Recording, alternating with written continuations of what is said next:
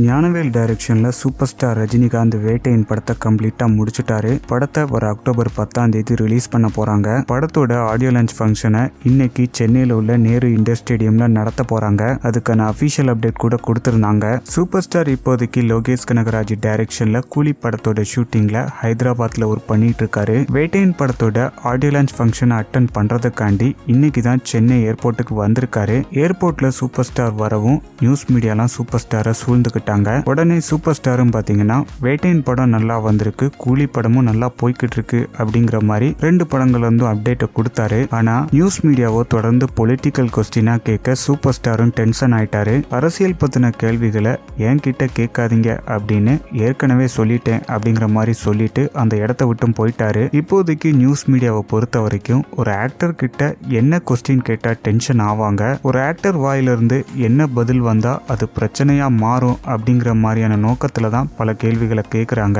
மற்றபடி அவங்க கிட்ட இருந்து தகவல்களை தெரிஞ்சுக்கிடணும் அப்படிங்கிற நோக்கத்துல எந்த கேள்வியுமே கேட்கறது இல்ல. ஸோ இதை பத்தின உங்களோட கருத்துக்களை கீழே கமெண்ட் பாக்ஸ்ல சொல்லுங்க. ரீசெண்டா கூலி படத்துல இருந்து நாகார்ஜுனாவோட போர்ஷனை லீக் பண்ணியிருந்தாங்க. இந்த மாதிரி இனிமேல் பண்ணாதீங்க அப்படின்னு சொல்லி லோகேஷ் கனகராஜும் அவரோட சோசியல் மீடியா பேஜ்ல ஒரு போஸ்ட் போட்டிருந்தாரு. வேட்டையின் கூலி இந்த ரெண்டு படங்களும் முடிஞ்சதுக்கு அப்புறமா நெல்சன் டைரக்ஷன்ல சூப்பர் ஸ்டார் ஜெயிலர் படத்தோட செகண்ட் பார்ட்ல ஒர்க் பண்ண போறாரு.